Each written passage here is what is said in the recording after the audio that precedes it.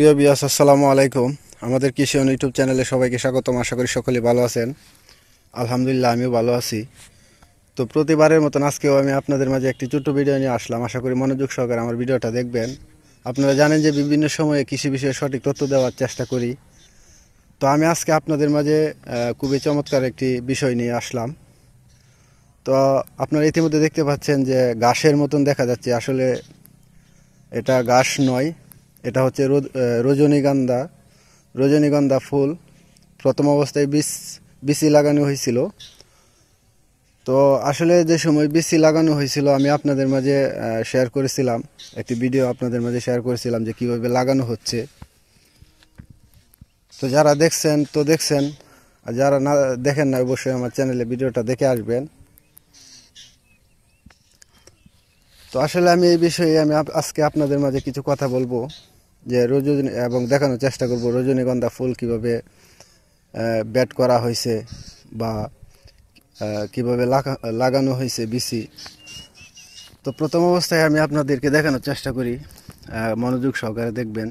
যারা অবশ্যই রজনীগন্ধা ফুল চাষ করতে আগ্রহী অবশ্যই চাষ করতে পারেন।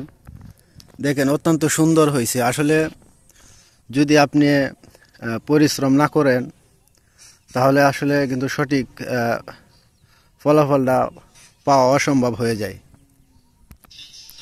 তো আপনারা ইতিমধ্যে দেখতে পাচ্ছেন যে এক একটা বীজ কতটুকু গ্যাপ দিয়ে লাগানো হয়েছে। প্রথম অবস্থায় আপনারা খেয়াল করেন যে একটা বীজ থেকে আরেকটা বীজের দূরত্ব আপনার 5 ইঞ্চি, 5 থেকে 6 ইঞ্চি, 5 ইঞ্চি, সর্বোচ্চ 5 ইঞ্চি এখানে আছে। বেশিরভাগই হয়তো একটা দুইটা 6 ইঞ্চি হয়ে গেছে। তো আসলে এখানে 5 ইঞ্চি আছে। আর আপনারা সকলেই যারা লাগাইতে ইচ্ছুক তারা অবশ্যই 5 ইঞ্চি লাগাইতে পারেন। আর একটা ব্যাট করা হয়েছে, ব্যাটের মাঝখানে আছে আপনার 2 ফুট, ব্যাটটা 2 ফুট আছে। আর একটা কেল থেকে আরেকটা কেলের দূরত্ব আছে আপনার এখানে 2.5 ফুট।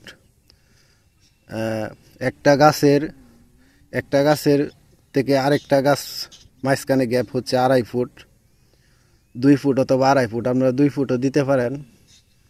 এখানে 2 থেকে 2.5 ফুট আছে। আর এইদিকে যদি আপনি দেখেন যে একটা ব্যাটের মধ্যে 2টা কেল করা হয়েছে, একটা কেল থেকে আরেকটা কেলের দূরত্ব হচ্ছে 1 ফুট। 1 ফুট দূরত্বে কিন্তু একটা গাছ থেকে আরেকটা গাছের দূরত্ব 1 ফুট। আর এভাবে দেখলে, যদি আপনি এভাবে দেখেন তাহলে একটা গাছ থেকে আরেকটা গাছের দূরত্ব হচ্ছে 5 ইঞ্চি। তো আসলে এই নিয়মে যদি আপনি রজনীগন্ধা ফুল চাষ করেন, বিচি সংগ্রহ করে, রজনীগন্ধা ফুলের বীজ সংগ্রহ করে আপনি যদি এভাবে চাষ করেন তাহলে আশা করা যায় আপনি লাভবান হতে পারবেন। তো দেখেন, এখানে সর্বমোট এই জমিটাতে আপনার প্রায় 15% জমিন আছে। এটাতে 15 না, 20% জমিন আছে এখানে। আর পাশেরটাতে আছে 15%, এখানে 2টা জমিন। আবার এটার মধ্যে আছে আপনার 10%।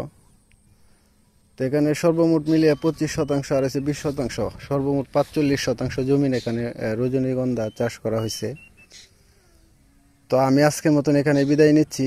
অবশ্যই পরবর্তীতে ফুল কীরকম হয় আমি আপনাদের মাঝে শেয়ার করব। যারা আমার চ্যানেল নতুন অবশ্যই আমার চ্যানেলটিকে সাবস্ক্রাইব করে বেল আইকনটি বাজিয়ে দিবেন, যেন পরবর্তীতে কৃষি বিষয়ে সঠিক তথ্য আমি আপনাদের মাঝে শেয়ার করতে পারি। তো সকলেই সুস্থ থাকবেন, ভালো থাকবেন। আজকের মতন এখানে বিদায় নিচ্ছি। আল্লাহ হাফেজ।